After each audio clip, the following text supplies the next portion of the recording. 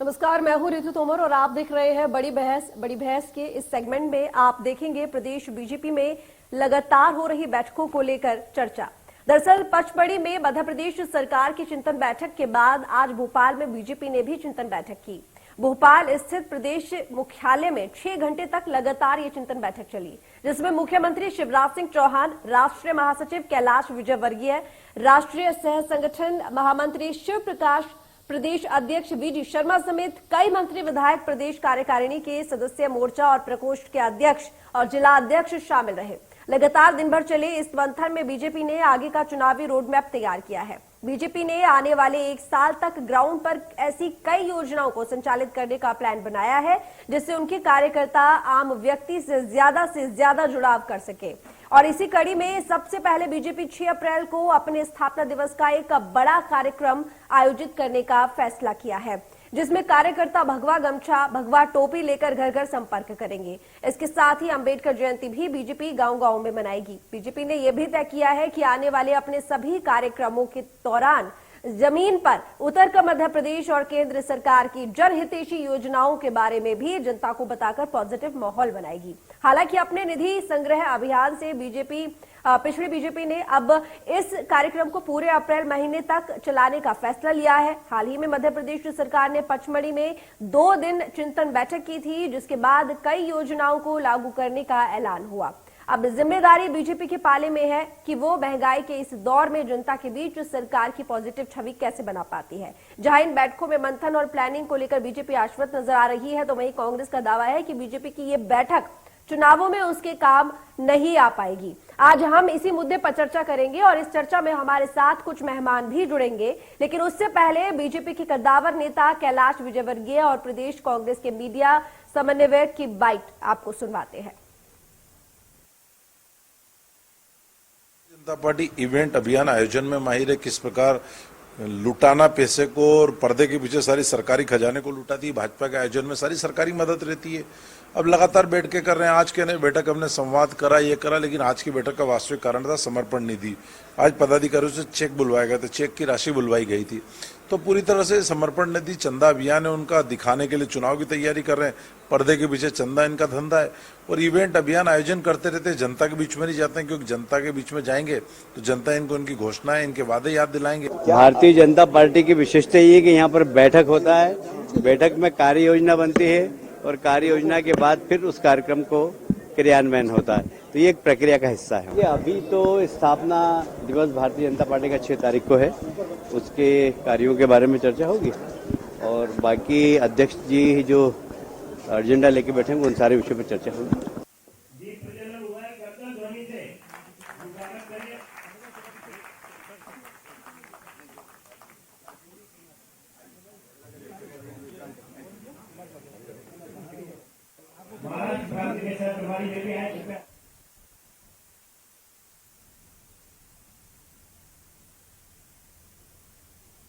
तो चर्चा की शुरुआत करेंगे। हमारे साथ जुड़े हुए बीजेपी नेता सत्येंद्र चौधरी, स्वागत है आपका इंडिया न्यूज पर सत्येंद्र जी। इसी के साथ योगेश गुप्ता, कांग्रेस प्रवक्ता, हमारे साथ जुड़े हुए हैं। योगेश जी, आपका भी स्वागत है। योगेश जी, सबसे पहले मैं आपके पास आऊंगी। देखिए, बीजेपी तो सरकार में भी है और लगातार प्लानिंग भी कर रही है, मंथन भी कर रही है चुनावों को लेकर। कांग्रेस की कितनी तैयारी? बिल्कुल रितु जी, आपकी रिपोर्टिंग और आपके हिसाब से जो बीजेपी कर रही है वो पचमढ़ी में भी उन्होंने किया और आज की बैठक में भी किया। चिंतन और मंथन भारतीय जनता पार्टी सदा अपने संगठन, चुनावों में लेकर, अपनी रणनीति को लेकर और अपने कार्यकर्ताओं के पोषण को लेकर ही करती आई है। बड़ा ही अच्छा होता अगर ये चिंतन मंथन मध्य प्रदेश की जनता के प्रति होता कि कैसे हम मध्य प्रदेश की 7.5 करोड़ जनता को डीजल पेट्रोल की भारी टैक्स से राहत देकर महंगाई से कुछ उनको राहत दिलाई जाए।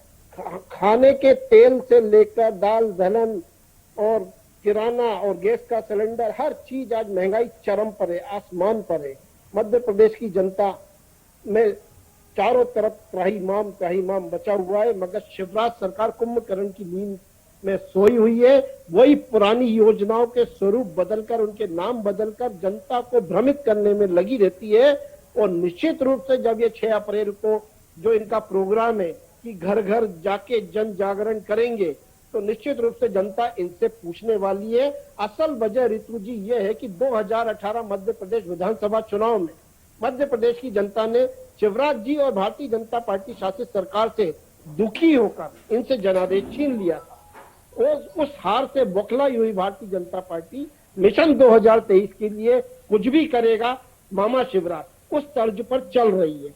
अच्छा होता कि ये चिंतन मनन करते कि मध्य प्रदेश को महिला अत्याचारों से कैसे मुक्त किया जाता। अच्छा होता ये चिंतन मनन करते कि आदिवासियों पर होने वाले अत्याचारों से मध्य प्रदेश की जनता को कैसे राहत दी जाती। अच्छा होता ये चिंतन मनन करते कि व्यापम 1, 2, 3 के बाद 4 कैसे हो रहा है।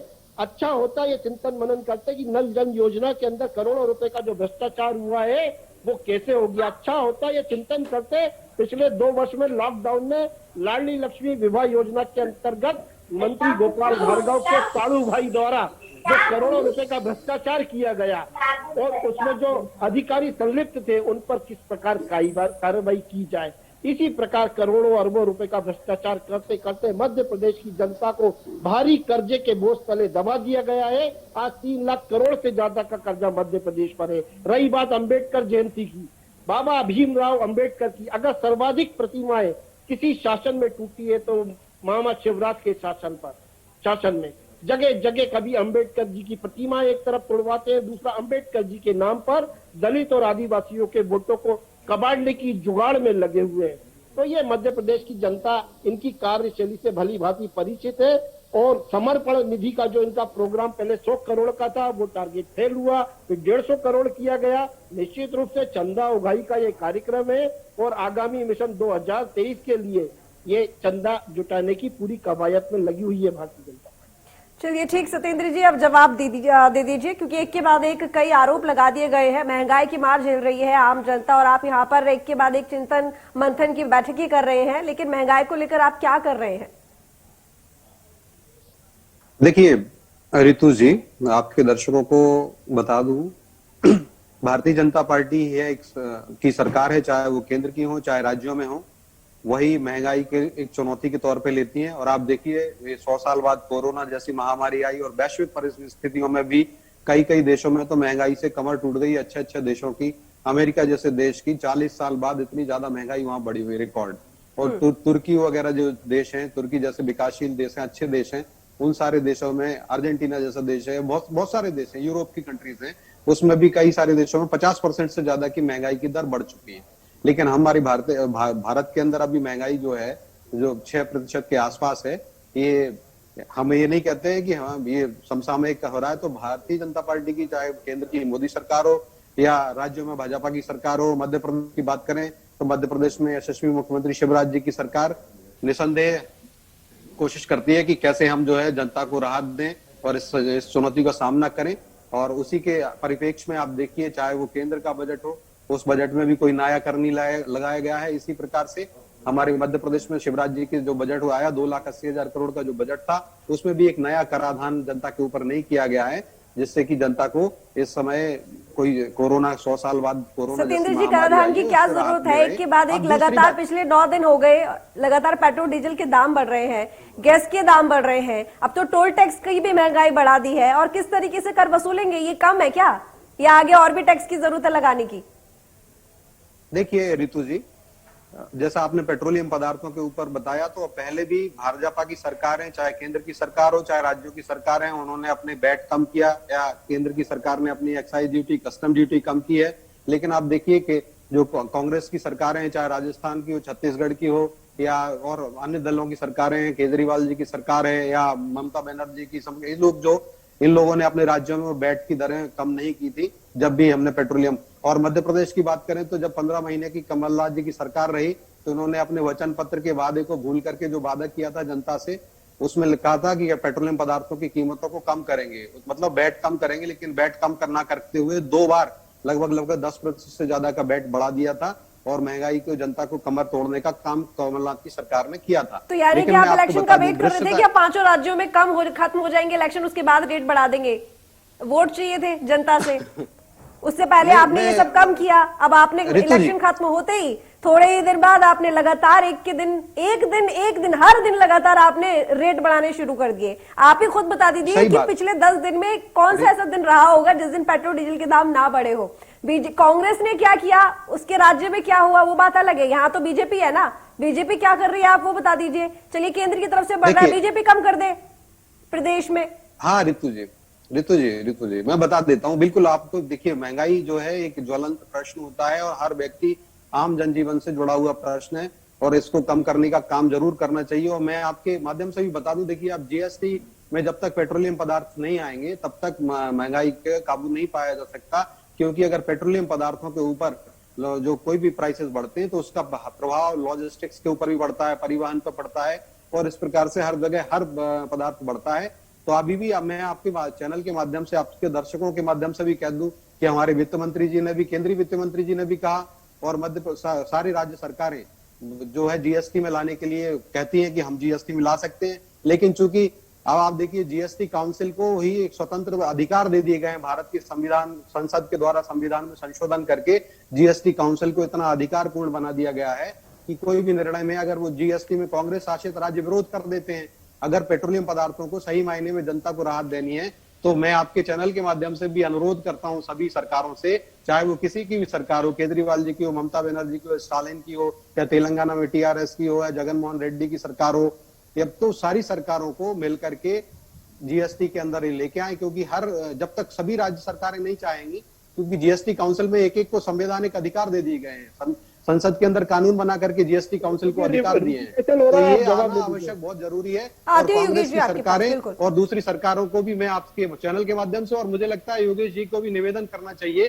कि जो जीएसटी के अंतर्गत ले आए, तभी पेट्रोलियम के ऊपर कमी आएगी, क्योंकि पेट्रोलियम भारत के अंदर नहीं आता है, बनता है, भारत तो बाहर से इंपोर्ट करता है। और अगर हमने उसका काम करने के लिए, देखिए, हमने एथेनॉल 10% एथेनॉल मिलाने का काम करने का काम किया और आज बहुत 10% से ज्यादा एथेनॉल पेट्रोलियम पदार्थों में मिलाया जा रहा है। बायोडीजल का यूज करने लगे हैं, सोलर इलेक्ट्रिकल व्हीकल। चलिए ठीक, योगेश जी अब आप बोलिए, योगेश जी बोलिए। खरीदे हैं, जिसके कारण से पेट्रोलियम के ऊपर निर्भरता अगर कम होगी तो हमारा विदेशी आयात भी कम हो जाएगा। ठीक है सत्येंद्र जी, देखिए आऊंगे आपके पास, अभी कम जाएगा। योगेश जी को बोले दीजिए। हमारे जो किसान है, एथेनॉल की बात की, ऋतु जी एक 15 सेकंड और दीजिए। एथेनॉल की जो बात की मैंने, एथेनॉल से क्या हो रहा है, एथेनॉल से हमारे किसान समुन्नत हो रहे हैं। अब 15% एथेनॉल का जो लक्ष्य हमने बढ़ा दिया, 10 से 15% कर दिया, तो 15% एथेनॉल जब बनेगा तो वो गन्ने से बात है, तो गन्ने से। सत्येंद्र जी देखिए, मेरे पास और भी सवाल है आपसे, इत्मीनान से और भी सवाल पूछूंगी। तो किसानों के लिए आपने इनफ टाइम ले लिया, देखिए समय बहुत कम है, अगर इतना लंबा एक ही विषय पर आप बोलते रहेंगे तो कैसे मौका मिलेगा। योगेश जी बोलिए। आयात भी हमारा कम होगा, नियंत्रित होगा,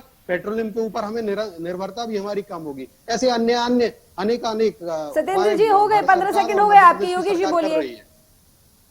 बोलिए योगेश जी। देखिए ऋतु जी काफी समय देती है, निवेदन है मुझे भी समय दीजिए। बिल्कुल बिल्कुल योगेश जी, आपको समय दे दिया, बोलिए। इन्होंने कांग्रेस शासित सरकारों की बात करी जीएसटी में। मैं इनको याद दिलाना चाहूंगा, आपके चैनल के माध्यम से दर्शकों को भी याद दिलाऊंगा, 2019 के लोकसभा चुनाव में कांग्रेस के घोषणा पत्र में यह स्पष्ट था कि अगर कांग्रेस की केंद्र में सरकार बनेगी तो हम पेट्रोल, डीजल और पेट्रोलियम पदार्थों को जीएसटी के अंदर लाएंगे। फौरी तौर पर उससे उपभोक्ताओं को राहत मिलती, मगर कांग्रेस की सरकार नहीं बन सकी। तो नरेंद्र मोदी जी जो 2014 में नारा देकर आए थे, बहुत हुई महंगाई की मार, अब की बार मोदी सरकार, तो वो मोदी जी आज ना महंगाई पे बात करते हैं, ना भ्रष्टाचार पर बात करते हैं, ना काला धन पर बात करते हैं। तो ये मोदी सरकार है, चारों तरफ से जेब कटी चालू है। 68 रुपए कुछ पैसे 1 लीटर पेट्रोल पर टैक्स वसूला जा रहा है और डीजल पर 58 रुपए 27 पैसे टैक्स वसूला जा रहा है 1 लीटर पर। गैस के सिलेंडर के ऊपर भी लगभग 78 रुपए का टैक्स है। अगर टैक्स पर फौरी तौर पर ये चुनाव के पहले, जो 5 राज्यों के चुनाव के पहले राहत दे सकते थे, तो उसको चुनाव खत्म होने के बाद क्यों नहीं, कंटिन्यूएशन क्यों नहीं किया? कैसे 10 दिन से अभी 6 रुपए 70 पैसे पेट्रोल पर बढ़ा? मैं जवाब दे देता हूँ ऋतु जी। अभी 1 मिनट में आप मेरी बात समझिए, आप काफी बोल दिया, बहुत टाइम वेस्ट करते हैं, बातों का रिपीटिशन ज्यादा होता है, आपकी बातों में लॉजिक कम होता है। आपने एथेनॉल की बात करी, केंद्र शासित सरकार मोदी ने बोला है, गडकरी जी ने बोला हम एथेनॉल लाएंगे, वो फ्यूचर प्रोस्पेक्ट है, आपने उसको इम्प्लीमेंट कर दिया, जबकि वो अभी इम्प्लीमेंट नहीं हुआ। आज अरे मोदी जी आपको पता नहीं भैया, बायोडीजल आज मिक्सिंग मोदी होने जी लगा, के- आपको क्या आज मोदी जी के मिसलीड करते एक मिनट हो? सुनिए प्लीज, डिबेट खराब योगी ना जी, करें। मैंने आपको सुना, मैं नहीं कर रहा हूं, मैं आपका आप समय चलिए आएगा, बोलिए, आपका लेकिन आप समय- जरा आप थोड़ा अपना आपका अपडेट समय करिए, आएगा, मैं बताता हूँ, आपको आपका डेटा समय देता हूँ। आएगा तो आप अपने समय पे बोलिएगा, मैं नहीं बोला ना। देखिए मोदी जी आज किसानों की आय डबल करने के लिए भी नहीं बात करते हैं कि कैसे किसानों की आय समर्थन मूल्य उनका डबल किया जाएगा, यूरिया संकट से कैसे निपटा जाएगा, उस पर भी ना चिंतन मनन भारतीय जनता पार्टी शासित सरकारें करती हैं। इनके यहाँ शासन में शराब सस्ती है, दूध महंगा है। अभी दूध ही पर जो आम घर की हर उपभोक्ता की जरूरत है, नौ निहाल हमारी लाडली लक्ष्मियों के लिए जरूरत का सामान है, उस पर 4 रुपए लीटर बढ़ा दिए गए हैं। तो दूध महंगा, दारू सस्ती जिस राज्य में, वो भारतीय जनता पार्टी शासित सरकारें हैं। इनके यहाँ उपभोक्ताओं की जेब दूसरे तरीके से कतरी जा रही है और बजट में कोई टैक्स नहीं लगाकर जनता के ऊपर एहसान जताया जा रहा है। ऑलरेडी जनता को लूटा जा रहा है, चारों तरफ से लूट मार मची हुई है, जनता में त्राही त्राही माम है और केवल 5 किलो अनाज देके निचले तबके के लोगों को संतुष्ट किया जा रहा है। बाकी मध्यम वर्गीय हो या हमारी लाडली लक्ष्मियां हो या हमारे नौनिहाल हो, ना तो कुपोषण पर कोई गंभीरता से काम किया जा रहा है, ना ही लाडली लक्ष्मी की शिक्षा के ऊपर कोई काम किया जा रहा है, ना ही महिला अत्याचारों से प्रदेश को मुक्त करने के लिए कोई काम किया जा रहा है। सिर्फ और सिर्फ केवल झूठे बयानबाजी और झूठे सपने दिखाकर जनता को भ्रमित किया जा रहा है। मध्य प्रदेश की जनता पुनः 2023 में शिवराज सरकार से नीचे से कुर्सी खींचेगी, मैं लिख के देता हूं, गारंटी है इस बात की। चलिए ठीक, सत्येंद्र जी आपके पास आते हैं। देखिए सत्येंद्र जी, देखिए एक बात है, हर वर्ग अगर हर तबका जेब में परेशान छेद हो और उसमें आप कुछ भी भर लो तो उस छेद से सब कुछ निकलेगा ही ना। उसका फायदा तो नहीं है कि आप जेब में कुछ ना कुछ रखे जा रहे हो और जेब में है छेद, तो उसमें जब हाथ डालोगे तो क्या आएगा? खाली हाथ रह जाएगा आम आदमी। क्या आम आदमी को ये समझ में आता है कि भाई पेट्रोल और डीजल जीएसटी में शामिल नहीं हो पा रहा है, जो कांग्रेस शासित राज्य है या कांग्रेस है वो सपोर्ट नहीं कर रही है, इसी वजह से ये महंगा हो रहा है। आम जनता को ये समझ में नहीं आता सत्येंद्र जी, उसको बस इतना समझ में आता है जी महंगाई बढ़ रही है, लगातार पेट्रोल डीजल के दाम बढ़ रहे हैं, लगातार यहाँ पर गैस बढ़ रही है, लगातार यहाँ पर देखा जा रहा है कि सब्जी हो या फिर अन्य मदे हो वो लगातार बढ़ रही है। क्या आप उनके सामने एक्सप्लेनेशन देते हैं जब आप चुनाव के लिए प्रचार करने जाते हैं जी कि भाई इस वजह से हमने महंगाई कर रखी थी? नहीं, आप यही कहते हैं कि महंगाई हम हटा देंगे जब हमारी सरकार आएगी। अब जब आप सरकार में आते हैं तो तमाम तरह के एक्सक्यूजेस आपके पास होते हैं। देखिए रितु जी, अब आज जो आपका विषय था उससे बड़ा विषयांतर हो गया, लेकिन आप पूरा समय दीजिएगा, मैं एक एक बात पे बड़ा गंभीरता से आपको बता सकता हूँ। अब देखिए महंगाई, जैसे अब ये महंगाई की बात की या भ्रष्टाचार की बात की, अब महंगाई की बात है तो आप अगर इतने ही मेरे योगेश भाई जो इतने बड़े अच्छे विद्वान प्रवक्ता हैं, लेकिन आप बताइए महाराष्ट्र में सबसे ज्यादा महंगा पेट्रोल मिल रहा है आज देश में, तो इनको कान मरोड़ना चाहिए। या कांग्रेस के जो नेता हैं, महाराष्ट्र में इनकी सरकार है, वहां ये सिर्फ बाहर, वहां भी जनता रहती है भारत की। ठीक है सत्येंद्र जी, जल्दी बात पूरी कीजिएगा, देखिए समय कम है मेरे पास। की भूमिका में अरे तो आपके आप सहयोगी तो हो वहाँ पर, सेना की सरकार है, आप सहयोगी तो हो, आपके कारण आप वहाँ पे बोलिए। आप देखिए छत्तीसगढ़ में के हाथ में नहीं अरे रहता आप योगेश जी अब आप अपने समय बोलिएगा, योगेश जी अब अपने समय बोलिएगा, मैंने आपको बड़े धैर्य से सुना ना। योगेश जी अपने समय बोलिएगा। सत्येंद्र जी जल्दी बात पूरी कीजिए, समय नहीं है, एक लाइन में अपनी बात पूरी कीजिए, फिर मुझे देखिए कार्यक्रम समाप्त होने का समय हो रहा है। एक्साइज ड्यूटी और कस्टम ड्यूटी कम की और हर भाजपा की राज्य सरकार ने अपना बेट कम किया, तब छत्तीसगढ़ की सरकार ने, आपकी भूपेश बघेल की सरकार ने नहीं किया। कांग्रेस ने, आप उनके कान मरोड़े नहीं, आपको उनके कान मरोड़ने चाहिए थे। आप देखिए भ्रष्टाचार करने वाले आप लोग हैं। आज पेट्रोलियम से जो भी पैसा आया, आज देश के अंदर 110 लाख करोड़ से ज्यादा का आधार। चलिए ठीक, देखिए सत्येंद्र जी आप विषय की बात कर रहे थे, मैं आपको यहाँ पर बता दूं, देखिए आप लगातार चिंतन और मंथन बैठकें कर रहे हैं, तमाम योजनाएं जनता तक पहुंचाने की बात कर रहे हैं। जाहिर सी बात है कि जनता का जो भी पेट है आप अगर योजनाओं से भर भी देंगे, लेकिन वही वाली बात जिसका एग्जांपल मैंने आपको पहले दिया था कि अगर जेब में ही छेद है तो आखिर कैसे खर्चा चलेगा। उसको समझ में आता है कि महंगाई बढ़ रही है, सरकार को जहां करना चाहिए काम वहां पर अगर उसको नहीं दिखेगा तो आप तमाम योजनाएं उस तक पहुंचा दीजिए। उसके घर का खर्चा चलता तो पैसे ही सही है, और अगर वो महंगाई बढ़ेगी तो फिर कैसे होगा। ये जाहिर बात है कि इस तरह की चीजें जब चुनाव होता है तो आगे आती हैं, उसको लेकर क्या आखिर प्लानिंग है, यहाँ पर सवाल ये उठता है। चलिए आप दोनों का बहुत शुक्रिया इस चर्चा में जुड़ने के लिए। तो फिलहाल बड़ी बहस में इतना ही, देखते रहिए इंडिया न्यूज।